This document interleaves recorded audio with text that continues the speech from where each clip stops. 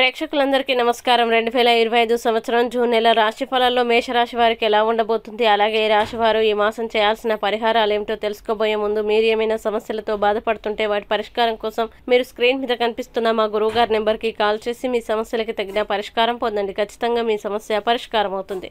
అలాగే మీరు మొదటిసారి మా ఛానల్ని చూస్తున్నట్లయితే వెంటనే సబ్స్క్రైబ్ చేసుకోండి. ఇక పూర్తి వివరాల్లోకి వెళ్తే మేషరాశి వారికి జూన్ నెల చాలా వరకు అనుకూలంగా ఉంటుంది. కెరీర్ పరంగా ఈ నెల బహుశా సగటు నుండి కొంత మెరుగ్గా ఉంటుంది. అలాగే మీరు ఈ మాసంలో విదేశీ పరిచయాల ప్రయోజనాన్ని పొందగలిగితే అది మరింత ప్రయోజనకరంగా ఉంటుంది. ఇంకా ఈ నెల వ్యవధిలో కేతువు సింహరాశి యొక్క 5వ ఇంట్లో ఉంటాడు. ఇది మీకు అనుకూలంగా ఉండదు. అలాగే ఈ నెల మీ మధ్యలో పదే పదే అంతరాయాలకు దారితీస్తుంది. మీ చదువులపైన మీకు ఆసక్తిని కోల్పోయేలా చేస్తుంది. జూన్ నెల జాతకం ప్రకారం పోటీ పరీక్షలకి సిద్ధమవుతున్న విద్యార్థులు చాలా కష్టపడి కూడా నిరాడంబరమైన విజయాన్ని మాత్రమే పొందగలరు. కాబట్టి మీ చదువుల్లో ఎలాంటి విరామాలు రాకుండా జాగ్రత్త వహించాలి. అలాగే మీరు కళాశాలకు వెళ్తున్నట్లయితే ఈ నెల మీకు అన్ని విధాలుగా చాలా విజయవంతం అవుతుంది. మీ విద్యా సాధన పెరుగుతుంది మరియు మీరు మీ అధ్యయనాలకి పూర్తిగా కట్టుబడి ఉంటారు. మీ దృష్టిని కోరుకునే కొన్ని ప్రాంతాలు ఉన్నప్పటికీ అసాధారణమైనవిగా ఉంటాయి.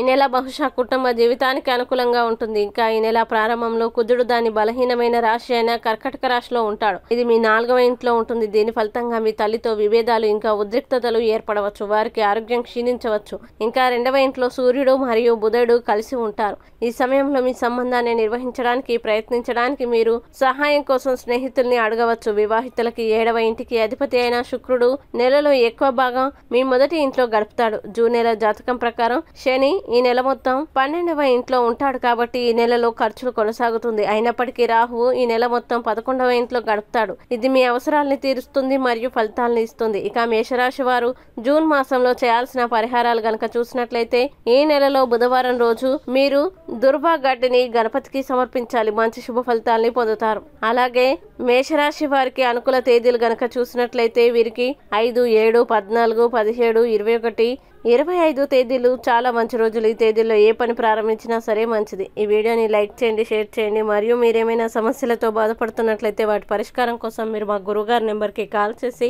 మీ సమస్యలకి తగిన పరిష్కారం పొందండి. ఖచ్చితంగా మీ సమస్య పరిష్కారం అవుతుంది. ఇంకా మీరు అనుకున్నటువంటి అన్ని పనుల్లో అంతా మంచి జరగాలని కోరుకుంటూ సర్వే జన సుఖినో భవంతు.